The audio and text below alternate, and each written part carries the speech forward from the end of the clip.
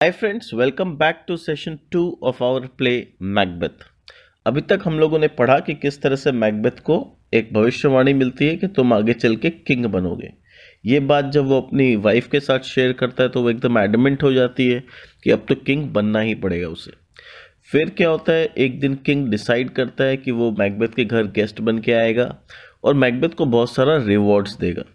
और जब किंग घर में आता है तो लेडी मैकबेथ पूरा प्लान करने लगती है कि कैसे किंग को मारना है, क्योंकि किंग को मार के ही वो अपने मैकबेथ को किंग बना सकती है।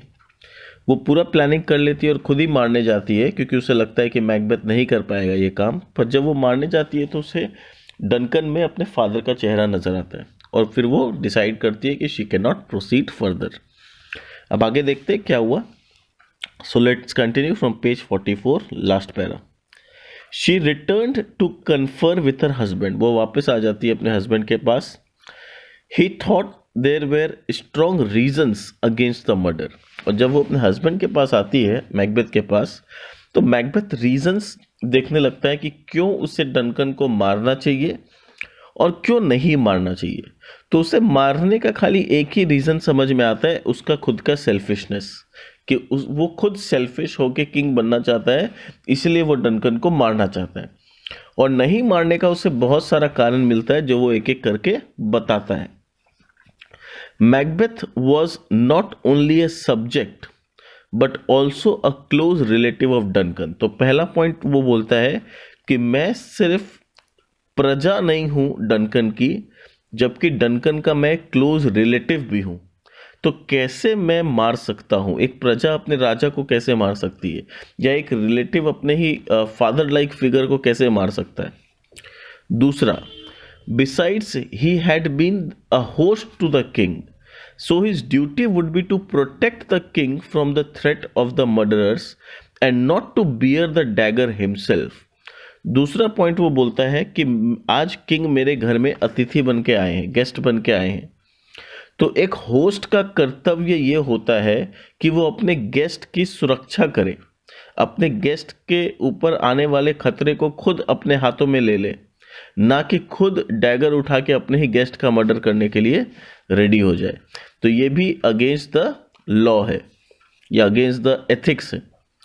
He also thought how just and benevolent a king was, how clear of offense to his subjects, how loving to his nobility and their subjects were doubly bound to avenge his death. और तीसरा कारण जो वो बोलता है कि king कितना अच्छा इंसान है, he is such a kind and loving person. वो अपनी प्रजा से कितना प्यार करता है, अपनी प्रजा के ऊपर सब कुछ हेल्प करने के लिए तैयार रहता है, और उसकी प्रजा उससे इतना ज़्यादा प्यार करती है कि अगर उसे पता चल जाएगा कि डनकन का मर्डर मैंने किया या किसी ने भी किया, तो उसकी प्रजा बदला लेने के लिए जरूर उठेगी, उसकी प्रजा डनकन के कातिल को छोड़ेगी नहीं। तो तीन रीजन उसको समझ में आता है कि क्यों उसे नहीं मारना चाहिए। चौथा क्या बोलता है, more over by the favour of the king Macbeth stood high in the opinion of all sorts of men, and how could those honors be stained by the reputation of so foul a murder? और चौथा बोलता है अपने लिए कि आज king की वजह से ही पूरे समाज में मेरी इतनी इज्जत है। किंग ने मुझे इतना अपने यहाँ पर नौकरी पे रखा, मुझे जनरल बनाया, इसलिए लोग मुझे इतना चाहते हैं, मुझे इतना रिस्पेक्ट करते हैं। तो मैं अपने इस रेपुटेशन पे, इस रेस्पेक्ट के कैसे आँच आने दूं कोई भी गलत काम करके, क्योंकि अगर मैं कोई भी गलत काम करता हूं तो इतने सालों में बनाई हुई मेरी पूरी इज्जत मिट्टी में मिल जाएगी। तो ये तीन चार रीजन उसको समझ में आता है उसे क्यों डनकन को नहीं मारना चाहिए, और कहीं ना कहीं वो पूरा डिसीजन ले लेता है कि नहीं, I want proceed further into this act. पर उसके बाद क्या होता है, लेडी मैकबेथ उसे बहुत ज़्यादा कन्विंस करने लगती है, उसको ताना मारने लगती है। उसके बाद उसको मजबूर होके अपनी वाइफ का बात मानना पड़ता है। तो देखते हैं लेडी मैकबेथ क्या बोलती है। In these conflicts of the mind, Lady Macbeth found that her husband had resolved to proceed no further.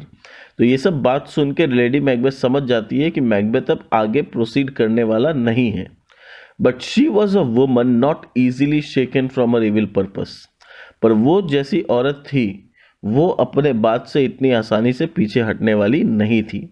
She began to pour in at his ears words which infused a portion of her own spirit into his mind. और वो ऐसे ऐसे words Macbeth के कानों में डालने लगती है कि जैसे वो अपना खुद का स्पिरिट मैकबेथ के माइंड में डाल रही हो, यानी अपना आत्मा मैकबेथ के अंदर डाल रही हो और मैकबेथ को पूरी तरह से कन्विंस कर रही हो कि जाओ, तुमको मारना ही होगा. Assigning reason upon reason why he should not shrink from the resolution he had earlier undertaken.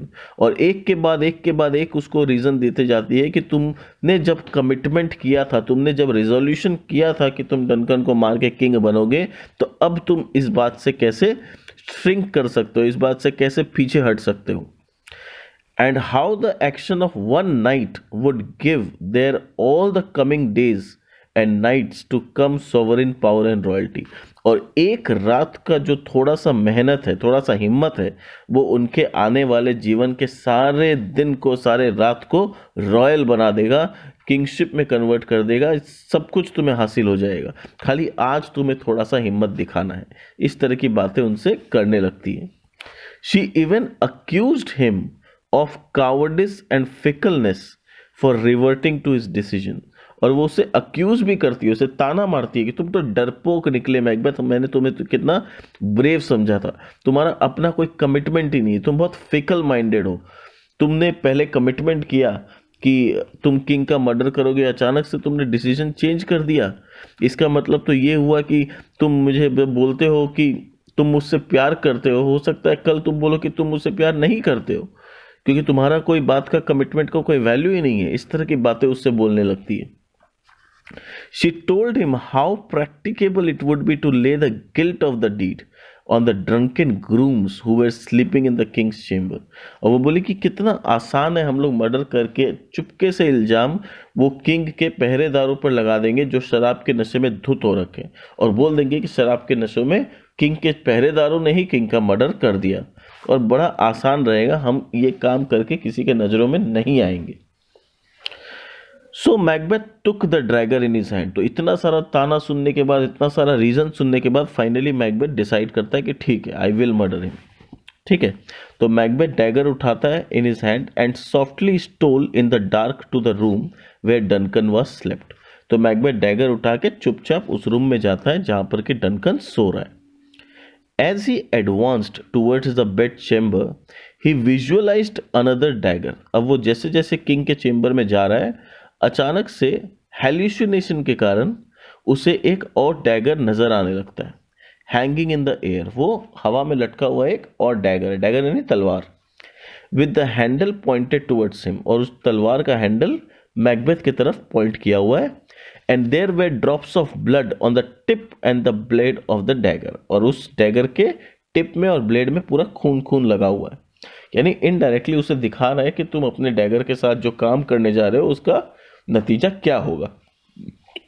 Macbeth tried to grasp the dagger but it faded into the air. Macbeth उस डैगर को पकड़ने की कोशिश करता है पर वो डैगर हवा में गायब हो जाता है. वो तो इमेजिनरी डैगर था, असली का तो था नहीं.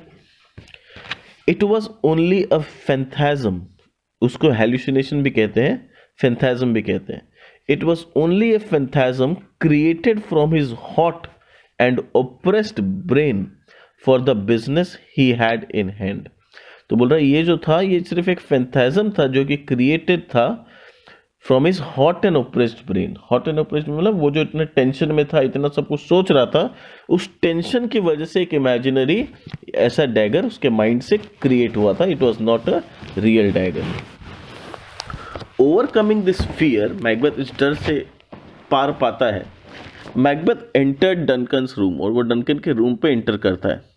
Slew the helpless king with one stroke of dagger, और सोए हुए किंग के ऊपर एक स्ट्रोक मारता है डैगर का और किंग को खत्म कर देता है. Just as he was about to leave the room, one of the grooms who were sleeping in the chamber laughed and cried out, "Murder!"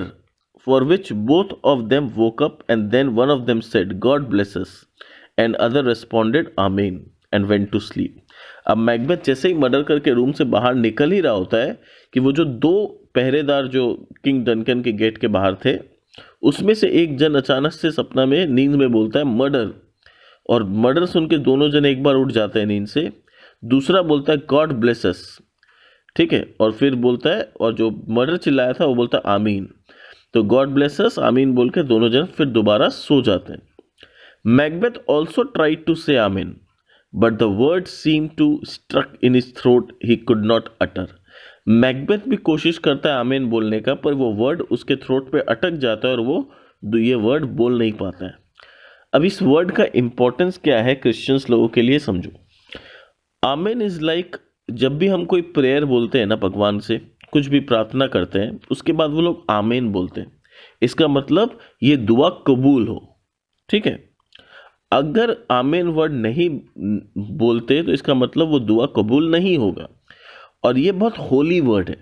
तो मैकबेथ जब आमीन बोलने का कोशिश करता है और वो आमीन वर्ड उसके मुंह से बाहर नहीं निकलता है, वो समझ जाता है कि भगवान मेरे इस एक्ट से मुझसे नाराज हैं, इसलिए भगवान का ये होली वर्ड मेरे मुंह से, थ्रोट से बाहर नहीं निकल पाया, ठीक है। He felt that is heard the voice which said, और उसे ऐसा लगता है कि उसने ऐसा वर्ड सुना है, ऐसा वॉइस सुना है जो कि कह रहा है स्लीप नो मोर मैकबेथ मर्डर स्लीप, यानी उसको चारों तरफ से ऐसा चिल्ला चिल्ली का आवाज आने लगता है कि सो मत, मैकबेथ एक बुरा इंसान है जो सोए हुए इंसान का कत्ल कर देता है। Macbeth murder sleep, the innocent sleep that nourishes life. बोला कि कभी भी सोए हुए इंसान पे अटैक करना, इससे बड़ा जुर्म, इससे बड़ा पाप कुछ नहीं होता, क्योंकि जब इंसान सो रहा होता है वो उस समय कहीं ना कहीं भगवान से कनेक्टेड रहता है। वो इस दुनिया को बिलोंग नहीं कर रहा होता है, वो अपनी इस दुनिया को छोड़ के भगवान के साथ किसी दुनिया में रहता है। वो स्लीप ऐसा होता है जो इंसान के टायर्ड माइंड को ठीक करता है, उसे रेस्ट देता है, और ऐसे कंडीशन में अगर कोई किसी का मर्डर करता है तो उससे बड़ा पाप और कुछ नहीं। ग्लेमिस हैज मर्डर्ड स्लीप, देखो क्या बोल रहा है, ग्लेमिस यानी थेन ऑफ ग्लेमिस, मैकबेथ को ही बोल रहा है, has murdered sleep and therefore Cawdor shall therefore sleep no more, और इसलिए थेन ऑफ काउडर को आज के बाद जिंदगी में कभी दोबारा नींद नहीं आएगी। यानी तुम अब पूरा लाइफ इतना टेंशन में जियोगे कि तुमको चैन की नींद नहीं आएगी। मैकबेथ शैल स्लीप नो मोर, तुमने स्लीप का बदनामी किया, तुमने स्लीप की तौहीन की, इसलिए भगवान तुम्हें अब चैन की नींद कभी नहीं देगा, क्योंकि स्लीप जो होता है वो भगवान की तरफ से एक ब्लेसिंग होता है, पर तुमने इस ब्लेसिंग को ठुकराया, इसीलिए तुम्हें पाप लगा, और तुम्हें अब कभी लाइफ में चैन की नींद नहीं आएगी। Macbeth thus returned to his wife, who by now had started to think that he had failed in his objective. और मैकबेथ को क्योंकि इतना टाइम लग गया, तो उसकी वाइफ सोच रही थी वहां कमरे में बैठे बैठे कि शायद मैकबेथ फेल हो गया, मैकबेथ नहीं कर पाया यह काम। He came in such distracted state that she reproached for his want of resoluteness and sent him to wash his hand of blood that stained them. और वो इतना डिस्ट्रैक्टेड माइंड में आया कि उसकी वाइफ जो कि लेडी मैकबेथ थी, वो उसको रिप्रोच की कि तुम इतना महान काम करके आए हो और ऐसे डरपोक की तरह आए हो, और उसको बोली कि जाओ अपना हाथ धो, तुम्हारे हाथ में पूरा खून लगा हुआ है। And with that blood that stained them, meanwhile she took the dagger to the stain and in the cheeks of the grooms with blood in order to make it seem their guilt. और उसके बाद वो क्या कि she took the dagger, वो जो तलवार था मैकबेथ के हाथ में वो ली, उसको पूरा खून से अच्छा से मसल दी, यानी खून से रंग दी, और जाके जो पहरेदार लोग थे जो किंग के दरवाजा के बाहर सो रहे थे, ठीक है, उन पहरेदारों के हाथों में वो तलवार रख दी, ताकि जब सुबह लोग उठे तो उन्हें ऐसा लगे कि ये तलवार उन पहरेदारों का है और वो पहरेदार लोग नशे की हालत में किंग का मर्डर कर दिए। ठीक है, तो आज के सेशन को हम यहीं तक रखते हैं, नेक्स्ट सेशन में we will continue further. Thank you so much for listening to the audio, मिलते हैं हमारे नए सेशन में।